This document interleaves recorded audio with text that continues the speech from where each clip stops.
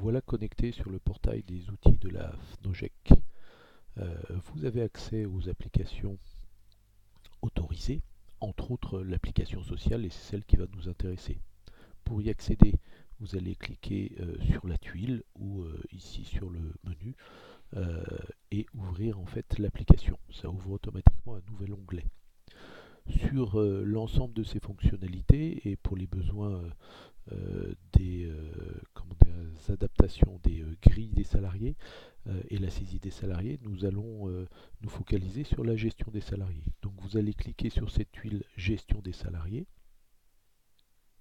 et vous arrivez sur l'écran de liste des différents salariés. Pour les besoins, j'ai saisi un salarié de test. En fait, quand vous avez besoin de saisir un nouveau salarié, il suffit de cliquer sur l'icône nouveau salarié. Quand vous souhaitez modifier un salarié, et c'est ce que je vais faire ici, il suffit de cliquer sur la gauche dans modifier le dossier. Encore une fois, pour les besoins de l'exercice, j'ai rempli un salarié test, mais bien évidemment, lors de la création d'un nouveau salarié, toutes ces informations sont vierges. Sur la gauche de cet écran, vous avez accès en fait aux différents onglets qui vont vous permettre de définir les différentes caractéristiques de votre salarié. Je vous laisserai le découvrir et j'insisterai sur certaines en particulier. Retournons sur l'identification des salariés. Vous allez saisir ici ces différents éléments. Ce qu'il est très important de noter, c'est que chaque fois que vous saisissez une information et que vous avez terminé en fait un onglet d'information, comme ici l'identification salarié, il faut cliquer sur enregistrer.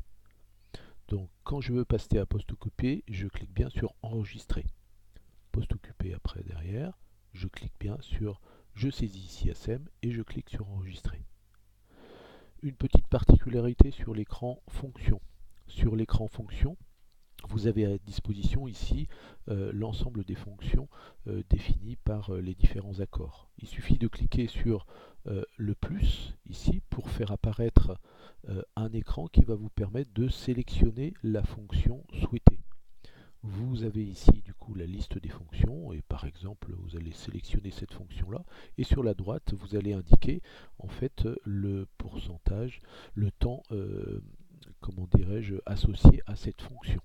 Alors faites attention, une fois que vous avez saisi ceci, il faut bien cliquer sur cette petite coche verte pour valider cette fonction et qu'elle s'insère en fait au niveau du descriptif du poste de votre salarié. Faites attention de bien vérifier comment dirais-je le pourcentage. Là je suis à 130%, donc ça veut dire qu'il faut que je modifie cette fonction préexistante et que je la passe à 70. Il n'y a pas de contrôle particulier. À chaque fois, je valide ma fonction. Une fois que j'ai défini toutes mes fonctions, je pense bien à cliquer sur enregistrer.